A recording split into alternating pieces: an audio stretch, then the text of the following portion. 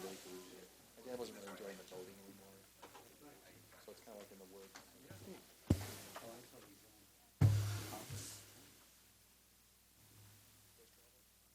I now call the special meeting of the Board of Education to order at 7 p.m.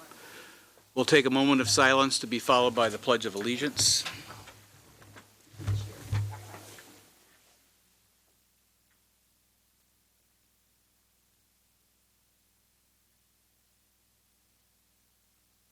I pledge allegiance to the flag of the United States of America and to the republic for which it stands, one nation, under God, indivisible, with liberty and justice for all.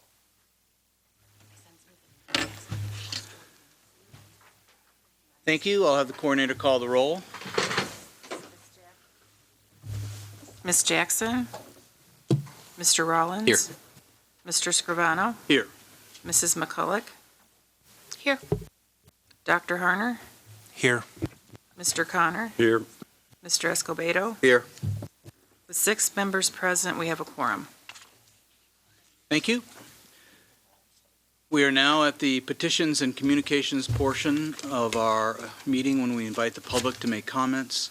The First Amendment of the United States Constitution guarantees the rights of citizens to petition their government as well as provides for freedom of speech. Also, the Illinois School Code requires that there be a time at regular and special meetings for public comment. Thus, we are following those mandates during this petitions and communications portions of our agenda. According to Board Policy 2.230, the public comments portion of the meeting is limited to a total of 30 minutes. The board will not respond to comments at this time. If it's appropriate, you'll be contacted in a timely manner by staff in response to your questions. If it is appropriate, you'll be in order to allow sufficient time for the business of the board and conduct our meetings in an efficient and effective manner, we are requesting that you comply with the guidelines that are posted, and each speaker will be allowed no more than 2 minutes to address the board. It's not appropriate to address individual board members or individual administrators or discuss matters that would otherwise be confidential in such open meetings. 2 names will be called at one time, the one whose turn it is to speak and the one who's next. If that second person would come up to the front and be ready. We have a clock on the wall to help you with your time frame, so we thank you for your interest and your cooperation with our guidelines. Our first speaker tonight is, I got these out of order. Mr. Jeffrey Wang, to be followed by Brandy Brown.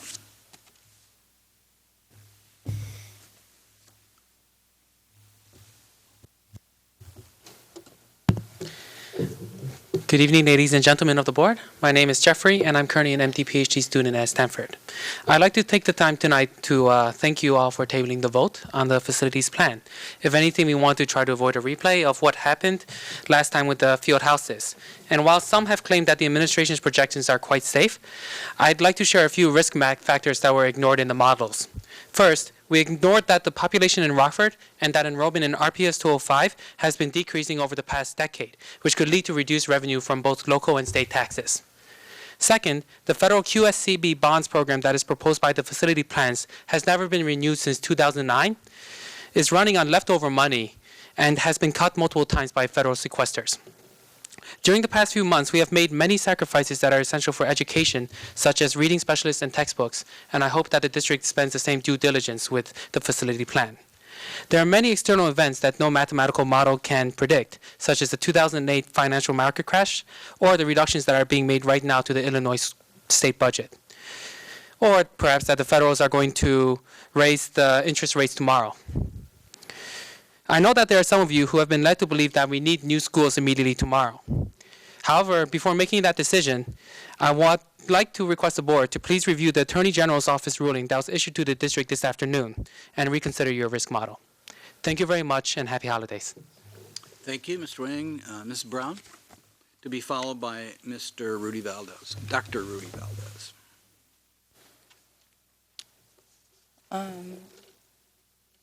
Let me just say, nationally right now in the United States, there's a whole movement going on.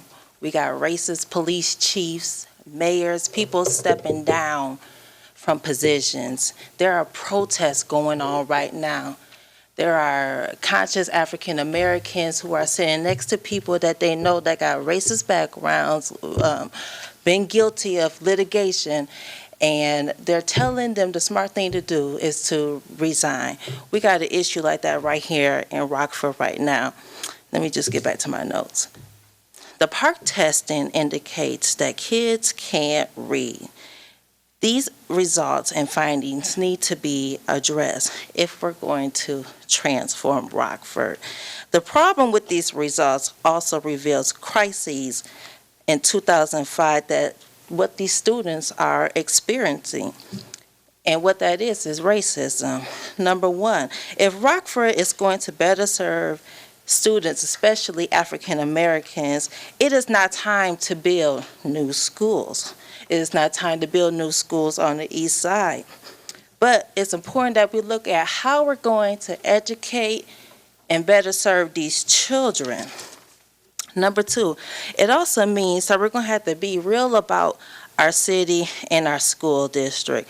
On October 6, 2015, Rockford was named the worst city for African Americans to live in America. A lot of that has to do with the 5 police-involved shootings and killings that were justified, as well as the lawsuit of 1989. But number 3, the vital signs also shows of 2013 that Rockford is racist. Right now, we have a board and administration that looks like the Emmett Till trial. I'm sorry, Mrs. Brown, your time is up. Thank you. Dr. Valdez?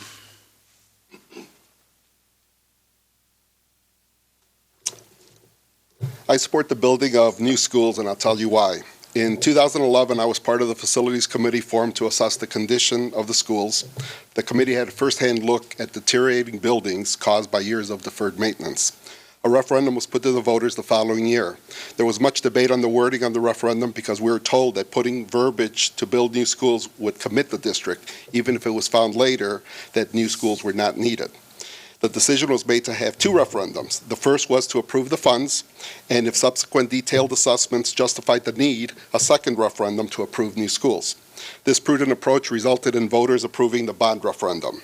The school board then hired DLR and created the Facilities Task Force Committee.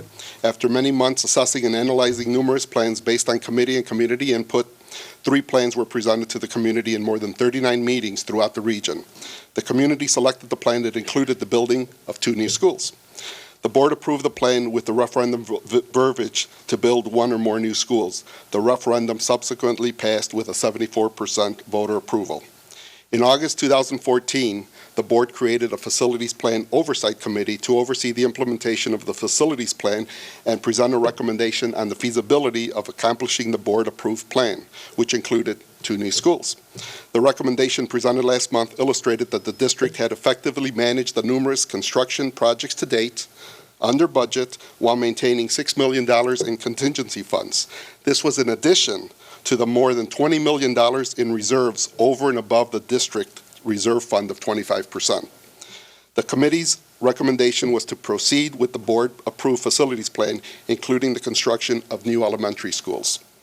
Based on an overwhelming voter approval, the recommendations by the Oversight Committee, and the district's proven effective management of taxpayer money, please unanimously approve the building of 2 new schools to greatly enhance the learning environments for students and educators.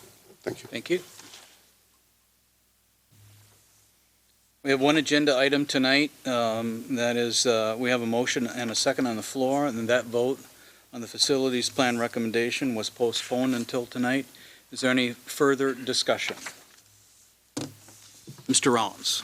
I'd like to move to amend the motion that is currently on the floor so that it reads as follows.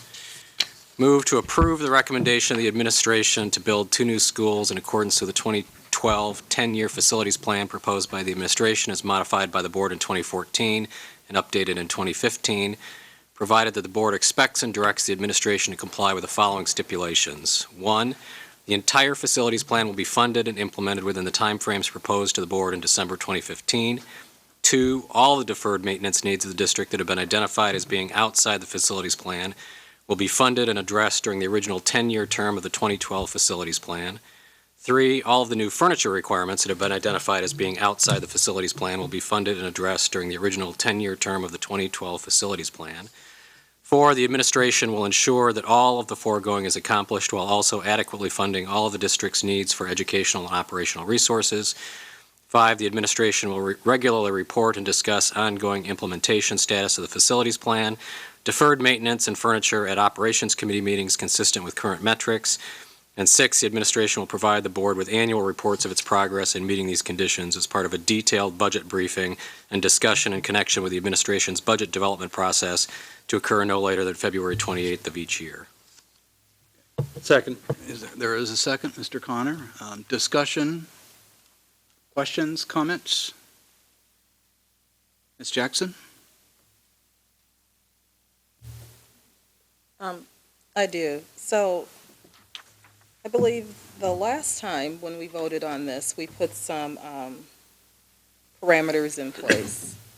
So how do we ensure that the administration adheres to those parameters?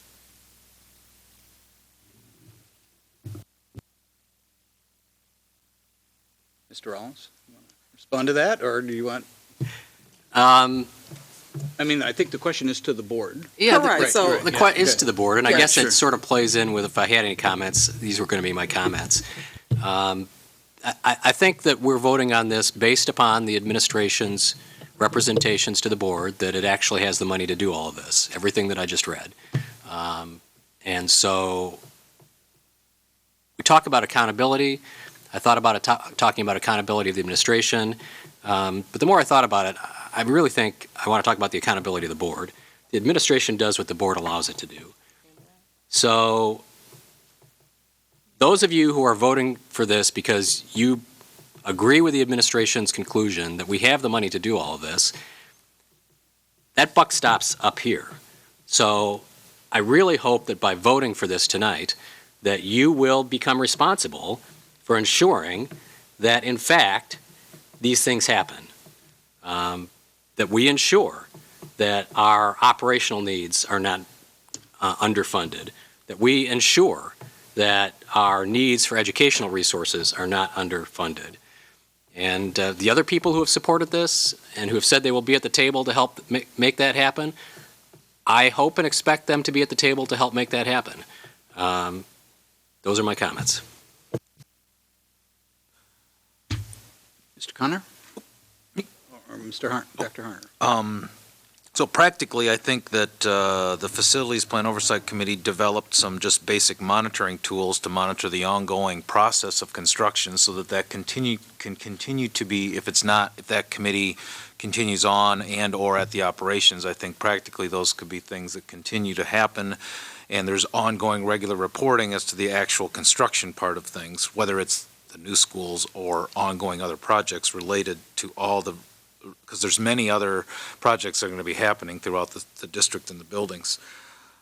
But I agree wholeheartedly with Mr. Rollins' sentiment that the ongoing dialogue, similar to last week's board meeting dialogue with respect to the budget, and a commitment by the administration and the board for that matter to have that level of transparency and at appropriate times, level of detail, helping both the board and the community understand the commitment of resources to, number 4, the ongoing educational operational resources required to improve the education. That's what's really going to be important. So if that ongoing commitment isn't there together by all parties, board, administration, and community, then in the end, the education won't improve, and that's what we're here to try to figure out. Mr. Connor, you're next. Yep. First, what we're doing here tonight is we're building on potential and not fear. There's always going to be naysayers with misinformation. There's always risk, no matter what we do. We got ourselves in this position by not having the buildings keep up with the education of our children, and going forward, we can't make that mistake again. Tonight, I'm hoping we will get 2 new schools, which will get to the heart of some of the improvements that we need. And it's based on, number 1, educational need of our children. And when you talk to parents and when you talk to teachers and you talk to principals, they will tell you this. So I urge everyone to talk to that group because they will tell you that buildings do get in the way because you don't have enough facilities for intervention, for all kinds of services for children. So that's one of our number one goals. And as I said, this is not without risk, but if we don't do it now, it will be much more costly later, and we will have lost an opportunity to make up for what we haven't done. So that's what's writing on it. And in addition, we're going to invest in one of the poorest areas in the entire city of Rockford, which is the Kishwaukee-Nelson area, high crime. And I think it's a real statement for us to say that we believe in the community and we believe in the future of the community, and that's why we want to do this. And I think for the other schools is they have been neglected for decades and decades and have had nothing done to them. We have an entire diverse community across the entire area, and this will help us bring jobs, I truly believe, bring faith in the city. We need to build it on potential, and it's always a leap of faith to do something that's risky, but I think it's time. Any further discussion?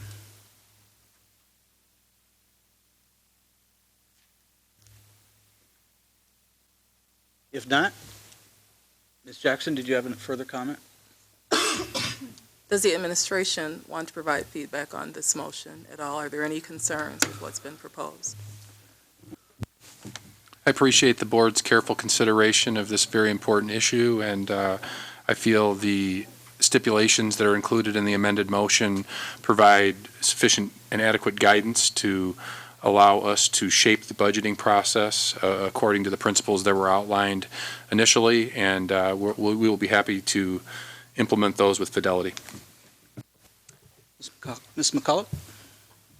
Dr. Harner, the committee, the Facilities Oversight Committee, do we have, is that supposed to go throughout? I can't remember is that go throughout the implementation of the facilities plan? Was it just to get to this point where you gave a recommendation?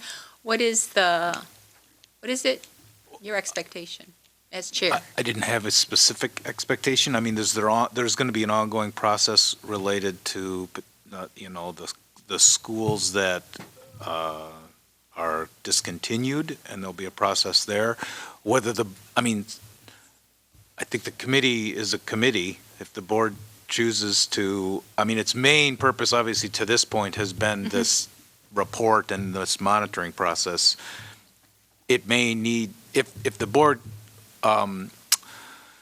chooses to have it continue, its purpose may need to be reconsidered and or its existence. So I didn't have a specific expectation for it continuing and or what its purpose may be, but so. Okay.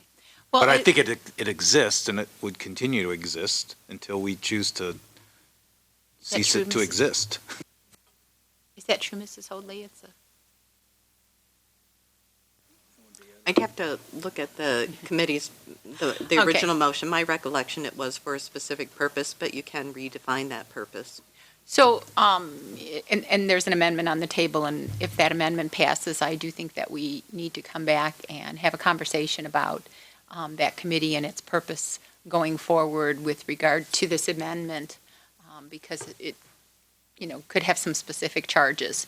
And if that makes anybody who's voting for or against this amendment feel a little bit more comfortable that there will be, that oversight part of some committee overseeing, I just wanted to make sure that we were all aware of that and that we could bring that forward perhaps at the next meeting after we take a look at that. Thank you. I guess I would just add that you could continue that oversight committee, or we could, I think, decide that maybe we could roll that into operations or not. That would be up to the board to what we wanted to do, so. Ms. Jackson, did you have no comment? And this goes along with that. We have buildings that we took offline, I think, in 2011. So Stiles, perhaps, New Milford. And I don't know what we've done with those buildings. So is that what you're referring to when you talk about keeping that committee going, Board Member McCullough? To address, so we don't have those things happen, so we don't have buildings that we take offline and they're still sitting there. Well, and if part of the process, and we did not include, I will tell you that the facilities task force, when we were looking at them, we didn't, the buildings that were closed earlier, part of the budgeting process that we did not include what we could do with those buildings, because we we have 500,000 for each of the others in case we needed to take them down, if nobody wanted to buy them or repurpose them. So that certainly, if we're going to have to rewrite the charge of the committee then, and one of the things that going forward we're looking for is what we're going to do with the buildings that we take offline, we should add those in. That was certainly an oversight on our part last time, so good point. Ms. Jackson? I do have a question. It's for the administration for clarification. On point number 4, it says the administration will ensure that all of the foregoing is accomplished while also adequately funding all of the district's needs for educational operational resources.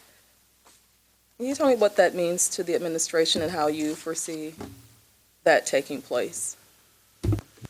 I believe that our annual budgeting process is something that we're very committed to working with the board to make sure that the board has appropriate oversight throughout the process. I think during the discussion over schools and at some previous quarterly retreats, we've talked about the need to make sure that we are having regular discussions that as we build the budget earlier and more frequently that involve the board. And I think board involvement in the annual budgeting process is where this work will occur. Ms. McCullough? I'm going to tag on to your question with one, I know that it was brought to my attention that the city, when they do their budget cycle, brings their council together for a retreat and, go through the whole budgeting process. And I'm wondering if that would help us with some of this oversight to make sure that the administration's priorities are aligned with the board priorities as you move forward on the budget.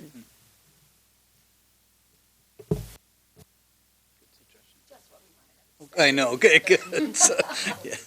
We tried to go down on the number of Saturday meetings, so, okay, so. Any other further discussion? Ms. Jackson? Just one point of clarification. Sure. So by agreeing to this, we're saying that we're holding, as a board, we're going to hold the administration accountable for complying with this modified, that's what we're saying, correct? I would say we were holding ourselves and the board accountable. Administration? Yes. Administration and the board. Okay. Okay. Did I not say that right? I probably didn't say that right.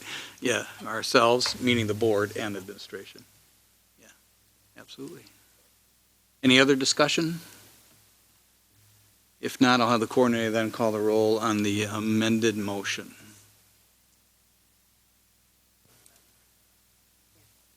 No, the amendment. Right. Say that again? You Okay. vote first on the amendment. We're voting on the amendment. Yes. Okay, Mr. Rollins? Yes. Mr. Scrivano? Yes. Mrs. McCulloch? Yes. Dr. Harner? Yes. Mr. Connor? Yes. Mr. Escobedo? Yes. Ms. Jackson? This is on the amendment. Right. Yes. With 7 yeses, it passes unanimously. So now we vote on the motion as amended, which we have a motion and a second already. So I have any other discussion? All right. Go ahead. Call the roll on the amended motion. Ms. Jackson?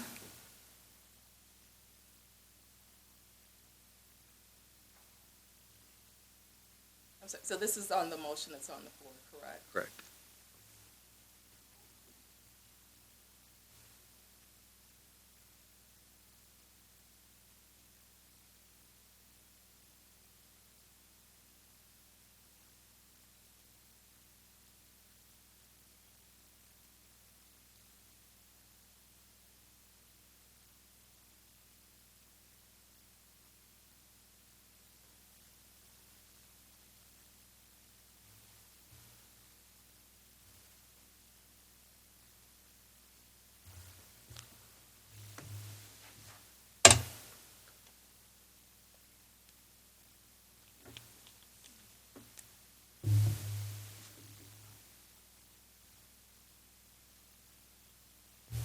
No.